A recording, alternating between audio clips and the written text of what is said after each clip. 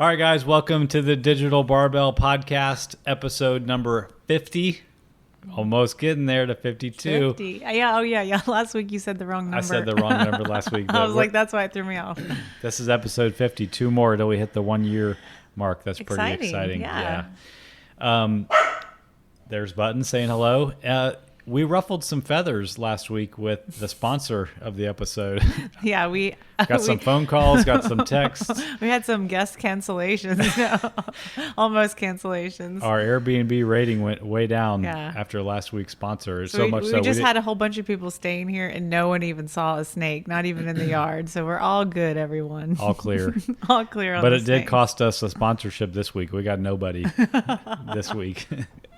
So we have a different location if you're watching this. You're watching the YouTube version. We're inside because we only have one table and we decided to use it inside.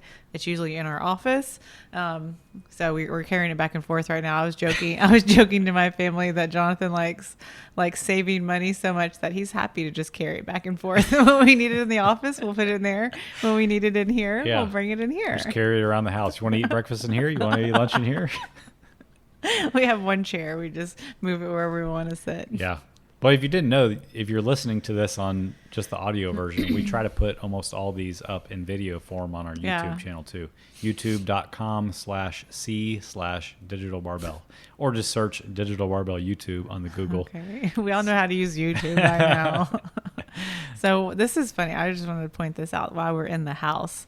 This house was built, I don't know who it was built by actually, but the lady who lived here and remodeled it was supposedly like a former model, and she was like 6'2", this lady. So this house was custom built for her, or she customized the remodel, whatever.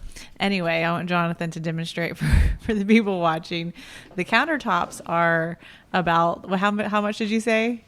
About like 6 or 7 inches higher than normal. Like there's a giant space above our dishwasher. So if you can see Jonathan in there, like that's where the stovetop is. You're like elbows up. Like the kitchen is giant for a giant, built for a giant.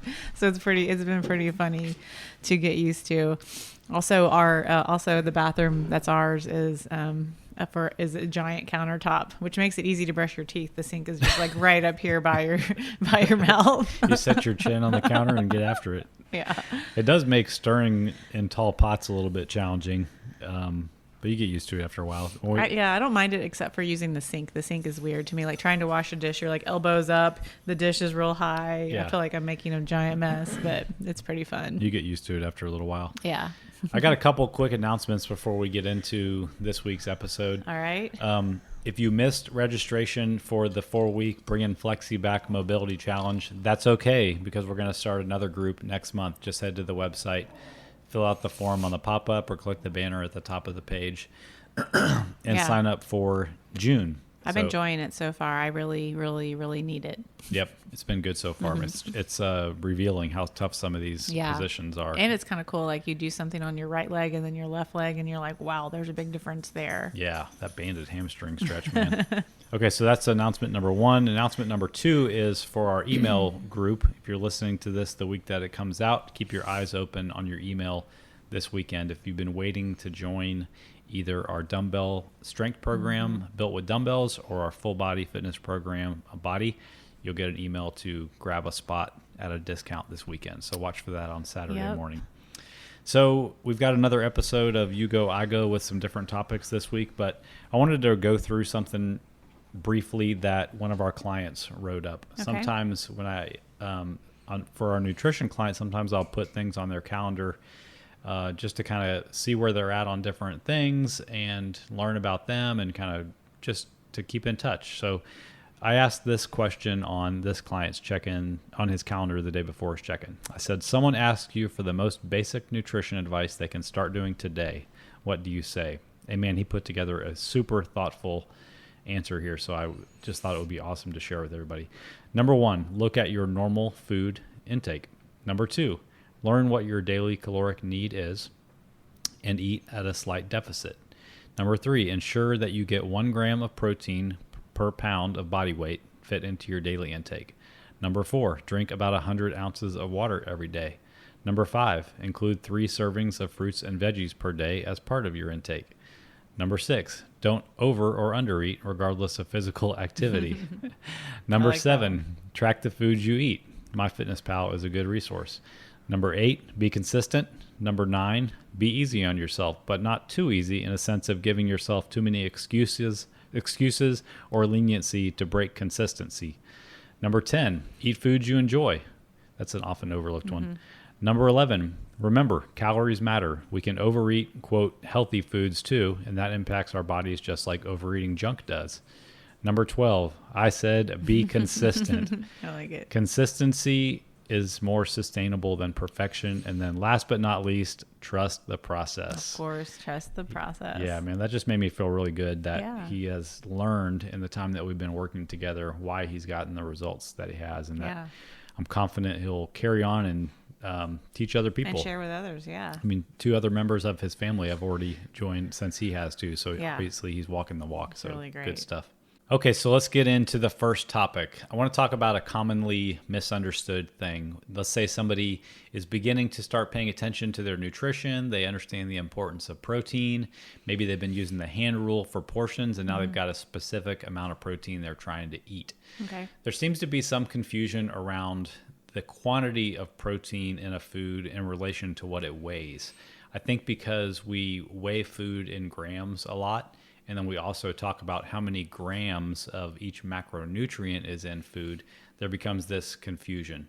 Because what I've seen people think is that if I want to get, let's just call it 25 grams of protein, I look at the piece of food that I know has protein in it, and I think I need to eat 25 grams of that, weight yeah. of that food. I can see I can see where that comes from. So, but if you actually put like 25 grams of chicken on a scale, you'll see it's not very much chicken.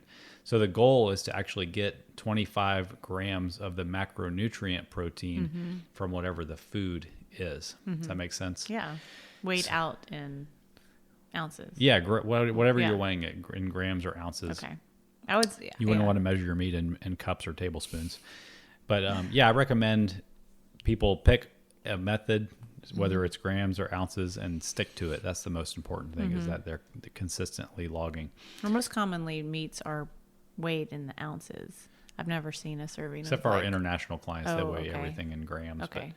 But, so just as some examples, I've jotted some down in the notes over there. These are all for different 4-ounce portions of the same meat. I mean, of different meats, but they have different amounts of protein in them. This is where like checking in an app like MyFitnessPal or checking in Google comes in handy to find out how much protein's actually in that piece of meat, even though it weighs the same thing. So you've got the notes over there. What did I come up with? A chicken thigh. Chicken thigh has for a 4-ounce. For 4 ounces has 30 grams of protein. Okay. All right. Okay. Let's compare that to a chicken breast. A chicken breast for 4 ounces of chicken breast has 35 grams of protein. Okay. Okay. So real quick, let's think about why that might be. Those 2 pieces of meat weigh the same thing, but if you think about a breast versus a thigh, Ooh, I know. what do you got? The fat content. That's right. Some of those calories or some of that weight is Weight, taken up yeah. with fat content. Okay. That's why the thighs are always so much more delicious Okay. than the breast. All right. What else did we look at? So we just have burger. We don't know what kind of meat this is. Is it like 80-20? Are we 85-15? But it says 20 grams in a 4-ounce burger. So 20 grams of protein in a 20, 4-ounce burger. Yeah, I used 80-20 for that, thinking that if somebody just were to buy go by default buy some hamburger, it's going to be a pretty fatty piece of hamburger. Not many people are buying 96 for Yeah. hamburger meat. Right. So even less protein in that 4 ounces, because so much of that 4 ounces is made up of fat This is also. made up of fat. Okay. What else? Salmon. How much You in want 4? to guess? I did I'm the one who looked at I've already forgotten though. 22 grams 22. and 4 ounces of salmon. Okay. So that's pretty darn close to hamburger. So we know Yeah. that salmon So is a salmon's pretty pretty fatty fatty. meat also. Yeah. Okay. And then also, just for fun, The veggie burger. Oh yeah, the veggie burger. I picked a brand that I see in the grocery store a lot. This Dr. Prager's veggie Yeah. burger. I've seen that. This one's sad, right? 4 grams 4 of protein. Yeah, that's the sad thing. So Yeah. just because a food has the word Burger. burger or plant-based meat, they use the Yeah. word meat or something like that. Really look at the nutrition label, because that same weight piece of food might have barely any protein in it. Right. And then, like I said, for fun, I looked up how much bacon you would have to eat to get 30 grams of protein. And Okay. how many slices was it? 12 Ooh, baby. for 480 calories of bacon. Yeah, so that I think the chicken breast was like 120 grams of 120 calories to get. How many grams of protein was 35. the chicken? So the chicken breast wins for sure. Yeah. As far as volume Yeah. of what you're getting. I sent out an email about this morning, and I think the comment was, there's a reason that so many people with good physiques eat so much chicken breast. For calorie, you can pack in a lot of protein for the same amount of weight. So if you've been confused about hitting a certain gram of protein in a meal or throughout the day, know that it's not the weight of the chicken breast that moves you, that counts towards that gram per day. You have to look at the individual food choices. Look at the grams of the grams of protein. The grams of protein in how much chicken you have. Yeah. And adjust the serving size you need to get up to your goal. Yep. And be careful not to pick a lot of high fat, high carb protein sources also, or you'll end up eating a ton of calories in the process. Yeah. All right. That's good. Nice. All right. So, let's talk about what's involved in an online coaching business. just like quickly. Back when I owned a gym, I think there was a lot of like misconception about like, oh, it's super easy to own a gym. All you do is work out all day and then coach a few classes. And there was a ton more to actually like owning and operating a full gym. So I think it's the same here. It's like there could be, if someone is wanting to get into the online coaching business, there could be just some like misconceptions about like what it is, like what you have to do. So not like prerequisites aside, like not like talking about experience or any of that stuff that you need. Let's just go through like some of the daily stuff we have to do to make this engine run. I think back to times like, especially when we lived in Boise and we were just starting out and being full-time online, people came to visit us and they were like, man, I had no idea all the things that you guys do outside of what they saw on Instagram and Facebook. Really, they weren't even our clients that interact with us. So yes, there are a lot of things that go into things behind the scenes. What's that saying? Like the people say you quit like a 40-hour-a-week job to working for someone else to work like 70 hours a week for yourself or something like that. And I think that's true with any like entrepreneur type like business where you're working for yourself. There just seems to be like you're more willing, able, and you want to like put in the hours to this because this is yours. This is like your baby, Yeah, and you always feel like you should be doing more. Yeah, like trying harder. And there's not like a clock in, clock out type of hour feeling situation. Yeah. But it's very good. I'm very thankful for us being able to do this and do this together. Yeah, absolutely. I can think of times when I had a desk job working for another company and be like, oh my gosh, how could this time pass any slower? And you're just like looking at your clock, waiting for time to pass. And I think that's the big difference to me. It's like, I know when I used to work for Rice, it was like, just like, okay, it's 3, like, okay, 2 more hours and I'm done. And, now it's just like, oh my gosh, it's already 3 o'clock. Like I have so much more to do, or like, I can't believe it. Like time just passes more quickly. Yeah. And it's cool. So I got one of the main things that's part of this job that people might not think about is just the content creation alone, like what we're doing right now. Podcast creation. Yeah. Video creation, how-to videos, all of that. Yeah. That goes Instagram posts, Facebook posts, emails, blogs.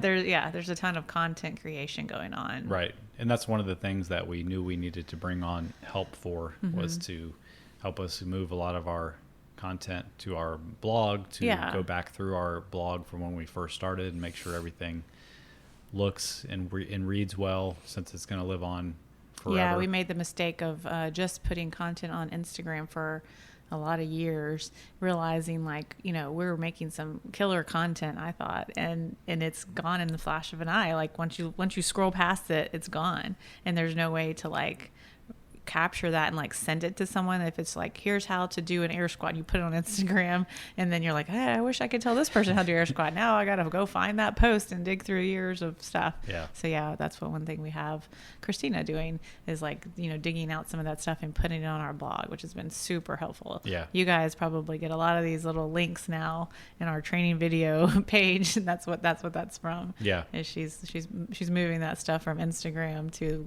to somewhere where we can use it and we own it. Yeah. And even like generating one infographic or editing one video might be like an hour or 2 hour long process. Yeah. Plus there's writing the copy for it and thinking about what needs to go into the Instagram story and all that stuff. So we really try to think about like what you guys need when we try to think about content. I try to think about like what kind of questions have I gotten over the last week or so?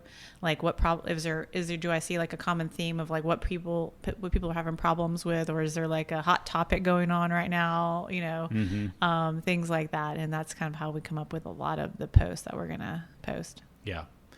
And then there's kind of the web-based side of our business. You know, we use software for keeping track of all of our clients, and you know that takes up a decent amount of time, and that's something behind the scenes that any online business is going to have. You have to have a way for people to become members, to communicate with them, to like have waivers, like all this. Yeah. Luckily that was in existence at my gym, and we just kind of moved over and just kept using it, but that's been very helpful. Yeah. The sign up process. There's just writing programs, like, you know, it's been a good problem to have, but like in the, you know, back when we first started, we like, well, let's create these 12-week ongoing programs, and then people will join that, and that they'll just cycle through these 12-week programs, but then they finish the 12 weeks and they're ready for more, which is amazing. And it's, like I said, it's a good problem to have. So there's, you know, the initial 12 weeks of body built with dumbbells. And then there's the ongoing, like, quote, I call it 2.0 versions that last forevermore. Mm-hmm. So there's writing, like the writing of those programs weekly or monthly. Right. We're developing like a master's program for like some of the older folks to do, which is going to be great. Kind of do a similar thing, start with 12 weeks and then roll. And then we have our custom clients that they get their own workouts. Yeah, those are tailored just to them. Week by week, we have to write our own custom clients. And like we do that by having constant communication with them through the week and knowing how they're progressing and what they need, and working around their schedules and any changes in equipment and that kind of stuff. Right. And there's a content creation side of the programming also, because sometimes like what we are we want focusing to on? We want to put a different exercise in that we don't have in our library already, so we need to create the video for that and get it up into YouTube and link to it in TrueCoach. I super appreciate when like our clients point out like that the video is like super old, or like this video showed me nothing. I'm like, oh my gosh, because we have so many videos now. Like it is one of my long-term projects to go through all the videos and see which ones are like out, you know, super old or don't have any like points of performance. But when I think the other day, one client, it was like a close grip bench press, and it was like a rep and a half, and it was like shot from behind you in my old gym, and it was just like, first of all, you were barely in a close grip, and I'm like, this is the worst video. Oh, she made fun of it because I started vacuuming the gym in the middle of your. Oh, it was like the worst. I was like, I can't believe this is our close grip bench press video. I was so embarrassed. So that one's been replaced. So don't go out looking for it. It's good now. There's a lot of old videos in the library. Oh my goodness. So it's when I see those, I'm like, I'm so embarrassed that that's out there. But that is the thing of like producing those videos and making sure that they're good. Yeah. I used to run into trouble because I didn't know this would happen, but we have to host our videos on YouTube, and YouTube will take them down if they hear a song. So I've had so many videos when I first started Body get taken down because the song was playing like in the background, like you couldn't even hear it. You want to play Dr. Dre, you gotta pay. You gotta pay. I was like, oh, anyway. So that's the whole thing. And then there's just like the interaction with clients, and you know, this was like a process for me personally, because you know, going from like years and years of coaching people in person, and like, you know, when people were in the gym, I was like, this is my time to give them the best hour of their day. They get like 100% of me for the time they're in the gym, you know, and like figuring out how to try to like kind of recreate that in an online business. And it's been an ongoing process, but I think it's been working well. Because like I try to think of it like that. You know, we have another good problem, but we have a lot of clients. So the notifications that we get, they build up, and there's a lot of them to go through. But I try not to let the number overwhelm me, and just like look at when I'm working with a client, looking at their videos for the day, their workout results, I give them the best time I can. Look through everything, watch all the videos, give them the best back and forth of input and stuff, corrections or positive comments that I can. Yeah. And again, this is another thing where the more you guys give us, the more we can give you.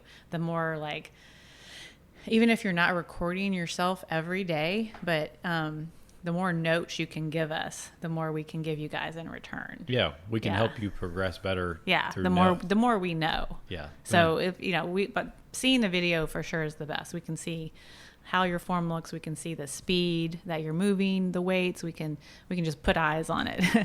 But if there's not a video, anything other than just saying the reps or the weight, we if you say okay, reps 13 through 15, I got them, but they were really hard, that might be an indication where I would say okay, let's stay at that same weight and repeat that until reps through 15 are really smooth. Just things like that, leaving little notes really help us give you guys the best we can. Yeah, it's really trying to figure out the best way we can turn a business that is 100% online into something that is more of a relationship. Yeah. And that goes about by having communication with people. And that's a major part of our job, honestly, is being in communication with our clients. Yeah, and giving you personal attention each time. Yeah. Yeah. When we first started, we did everything through Google Docs, essentially. It was here's your program. Email me if you need anything. Yeah. And it's not like that anymore. Right. It's a much more open line of I love it. communication. Yeah. And everything you said there on the exercise side kind of carries over to the nutrition side. Yeah. Being in contact and having a lot of feedback from my clients helps me to give you the best guidance and coaching as I can moving forward. I feel like this kind of got sidetracked into how can our clients get the most out of I was what just we're talking trying to about give them. and that was the end of it, really, the client interaction side. I was thinking. Yeah. Yeah. So it's a lot of content production, it's a lot of planning, it's a lot of actual coaching, and a lot of building, things to keep people moving forward for the future. Yeah. And then on top of that, we kind of are starting to plan out some longer term projects and spending time working on those. Yeah. All right. That's good. This one is yours, but I'm going to give the title because I thought it was funny. A picture is worth 1,000 ... pounds. You're so clever.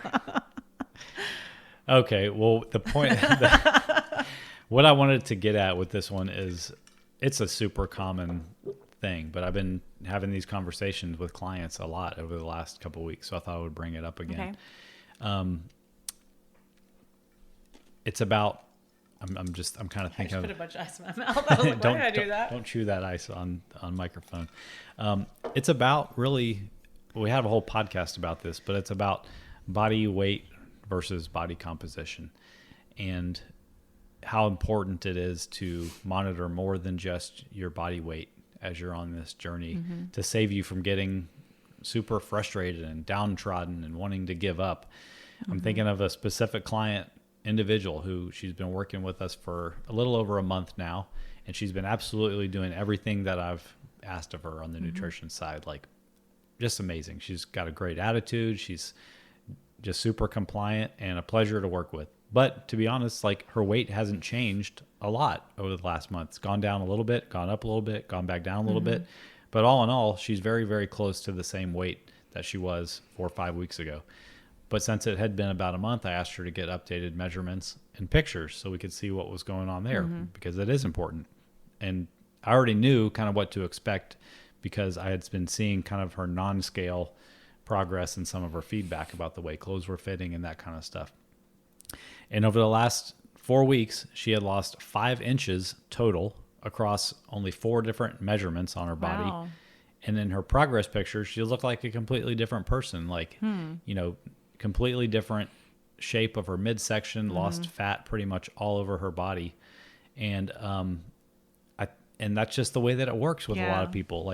Yes, people who have a significant amount of fat to lose should expect to see the number on the scale going down. But not everybody's body is going to respond that way, especially if they, could benefit more from just a body recomposition. They don't have a ton of body fat and they already have a decent start on muscle. there's a good chance that their body weight is not going to change significantly in those early days, but they might see a big change in the mirror or in their measurements. That's why it's so important to work over time to release yourself from the number on the scale and look for so many other markers of progress. Are you getting stronger? Do you feel less bloated? How is your digestion? Do you feel stronger? Are your clothes fitting better? Is your relationship with food better? Did I ever say that? You weren't listening. I guess. I'm just kidding. I'm just kidding. But anyway, I just bring it up again because I know that this is not a topic that's going to go away. And if I can help people start to reframe in their minds slowly to let go of the scale and look for other measures of progress, then it can be motivating to help you stay consistent long enough to where maybe the number on the scale does go down while you're still seeing the other positive changes that I talked about earlier. Yeah. Body Composition and health over body weight. Right. Even if you're not working with a coach, it just made me think like when we did work with the nutrition coach back when like I don't know, a few years ago, like I did the pictures because he asked me for them, but I've never just like on my own done that. Never been done like the progress pictures. But I think it would be a good thing to do because it is true. I pretty much have like the 3 pounds that I'm always the same weight within like 3 pounds. And so I think it would be cool to have also the pictures to see like, oh, are things changing at all? Not just looking at the scale. Yeah. So I feel like I'm guilty of just like relying on like what the scale says is like monitoring my progress. Yeah. As I'm going through this cut right now, I know what I weighed and what I looked like because I have pictures when I finished my last cut 2 years ago. Yeah. And I'm excited to see. I don't really care what the number on the scale is when I finish this cut. My hope is that it's higher than what I ended my last cut at, and that in the last 2 years, as I've been eating at maintenance and in a surplus and been training like a maniac, that I've built some muscle, and that as I get leaner, maybe not as lean as I did at the end of the last cut, but I'll end up, looking the way that I want to look and feeling the way that I want to look feeling the way I want to feel at a heavier weight than last time. Yeah. So, that's really what matters is, do you like the way that you look and feel? Right. Regardless of the number, both on the superficial side and on the self-worth side, like I'm still going to be a good person and love myself no matter if I end up 2 or 3 pounds heavier than I was last time or not. If someone was going to do like this on their own, would you suggest that they do photos and measurements, or do you prefer one or the other, or both? Yeah, I would for sure do both. Like I would do pictures every month and I would do measurements every month at a minimum, if not every 2 weeks. Oh, really? Yeah. If a guy has a significant amount of fat to lose, I'll push the measurements more frequently because we often see like their waist measurement go down at a pretty good clip, and just make sure that we're on the right track. Sometimes a waist measurement can be harder to see in a picture. Okay. So I'll get those more frequently with my male clients that have a significant amount to lose. Okay. Maybe we can do a little write up on that and put it in the show notes as like the, like here's how to take the best pictures. Yeah. And here's the things to measure. Yeah. And how. I'll just say it real quick on the how to take pictures. Find some neutral lighting, meaning like it's not super dramatic, like you're in an elevator or something. There's like one single spotlight. No overhead light. Right. Find something neutral, and more importantly, that you can repeat every time you take pictures, and stand in that exact spot. Use the self-facing camera on the camera on your phone with the timer, and prop it up in a way that you can do that every single time. Wearing like a similar type of outfit. It doesn't have to be the same thing, but like for a woman, if you just did like shorts and a sports bra, like it didn't have to be the same pair every time, but like a similar shape, like for sure. Ideally it'd be the same sports bra because, you want the same amount of coverage so you can look for fat reduction in different areas. And then for guys, I would say not to wear a shirt and get front, back, and side. And make sure that when you take your side profile picture, that your arm is not blocking the front of your stomach. That's something I've seen before too. Yeah. Cool. Very informative. Thank you. All right. So I've had a lot of people ask me about warm-ups and just like, kind of like, both like, how important is the warm-up? how to warm up each individual movement and the warm-ups before the workouts. And we've definitely talked about this on a podcast before, but it was a long time ago. So I'll just briefly go through it again. For sure, like if you get any of my programming, there's like a get warm section. That's like the general warm up for the day. And that one is number one, the most important thing to do. Cause that's just like, you don't want to go from being like sitting at your desk or riding in a car, whatever you've been doing, to like, like deadlifting, 225 pounds. So we want to get our body warm, raise our body temperature, start to perspire, all of that stuff, start to move your body through ranges of motion. So, number one, yes, for sure. Do that, get warm up. And then like, as you run through the workouts or the exercises in that day, you can start to lessen the warm-ups that you do, to be honest. Like, that first lift is going to usually be like your heaviest lift, like your barbell squat, your barbell deadlift, your barbell press, or your dumbbells. And that's where you definitely want to get the most reps in for your warm-up. Make sure that you are ready to go with that weight. So I generally say, I give some ideas of like, you run through with the empty barbell first, then do like 3 to 4 to 5, depending on how heavy you're going, warm up sets building up to your first working weight. So that's a good way to warm up that first lift. And then say we're like, 30 minutes into our workout, we're like down the list a little bit. Say we're doing dumbbell rows and our weight is 50 pounds. I definitely don't want you to pull 50 pounds and just start rowing for your working sets, but I don't want you to also do like 4 sets leading up to that 50 pounds. Your body's pretty warm by now. You've done a lot of things. You've already pulled a deadlift, say you've been pulling already. So I would grab a 30, do 5 to 7 reps on each arm, and then jump to my 50 if you feel comfortable. If the 30 felt shaky or you're like, well, something felt wrong, then maybe jump up to a 40, but just use your own like judgment there.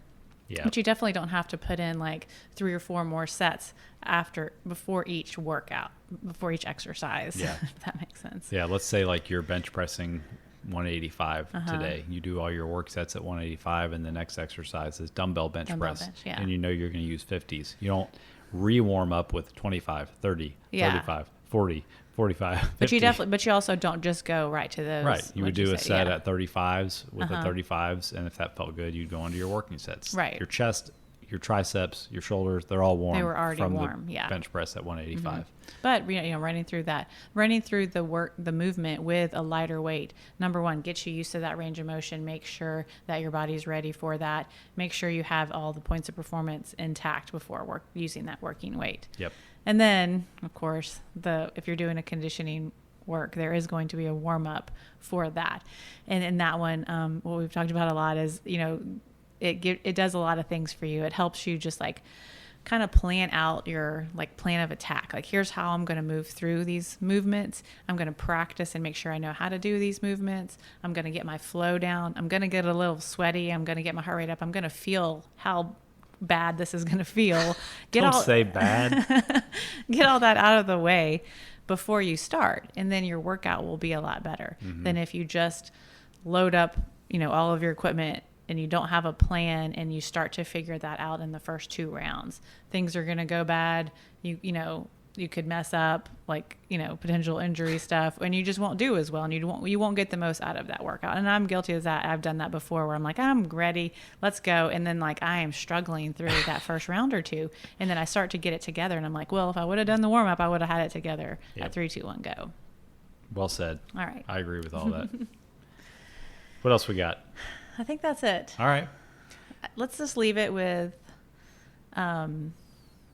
I was just thinking about like positive thinking lately, and how positive thinking leads to like you seeing the positive things all around you, and then in reverse, the negative thinking like leaves you seeing the negative things all around you.